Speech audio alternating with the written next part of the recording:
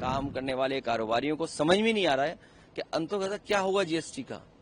एक हाथ से जीएसटी कम कर रहे हैं, दूसरी तरफ जीएसटी बढ़ा रहे हैं, मुनाफा कम नहीं हो रहा है। भारत को खुशहाल बनाने के लिए डॉक्टर राम मनोहर लोहिया की दाम बांधो निधि अंतोगत्वा हम लोग को शुरू उसी दिशा में जाना पड़ेगा। अगर 100% टैरिफ होगा, 50% टैरिफ होगा, तो हमारे कारोबार करने वाले कारोबारियों का क्या होगा। ये लगातार जिस तरीके से हमारी अर्थव्यवस्था पे चोट पहुंच रही है और लगातार टैरिफ के माध्यम से हमारे व्यापार संकट में जा रहा है।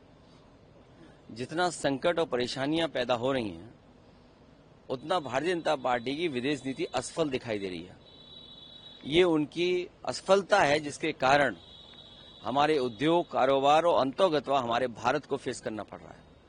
अगर 100% टैरिफ होगा, 50% टैरिफ होगा, तो हमारे कारोबार करने वाले कारोबारियों का क्या होगा, उद्योग जगत का क्या होगा।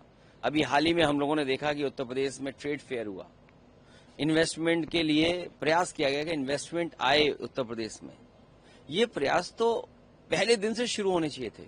आखिरकार 9 साल इस सरकार क्या करती रही और दिल्ली की सरकार ने कितना सहयोग किया, और फिर जीएसटी में जो बदलाव आ रहा है, 9 साल तक इन्हें यही पता नहीं था कि गरीबों के लिए कितना नुकसानदेह है।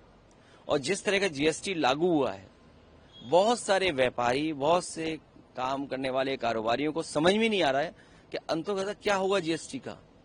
एक हाथ से जीएसटी कम कर रहे हैं, दूसरी तरफ जीएसटी बढ़ा रहे हैं, मुनाफा कम नहीं हो रहा है। भारत को खुशहाल बनाने के लिए डॉक्टर राम मनोहर लोहिया की दाम बांधो निधि अंतोगत्वा हम लोग को शुरू उसी दिशा में जाना पड़ेगा। लेकिन 100% फार्मास्यूटिकल में हो गया है। इंडिया ने बहुत ज्यादा बड़े प्लेयर्स भी हैं फार्मास्यूटिकल्स को, कितना बड़ा नुकसान इंडस्ट्री में दे। जहां विदेश नीति असफल हुई है, अब भारत में गरीबों को दवाई सस्ती मिलेंगी, भारत के लोगों को दवाई सस्ती मिलेगी। जीएसटी लेकिन अभी कट भी किया गया था दवा में, बहुत और सस्ती हो जाएगी। जीएसटी एक हाथ से ले रहे हैं, एक हाथ से जीएसटी का ऐसा कर रहे हैं तो देना ही पड़ रहा है। सवाल मुनाफे का है।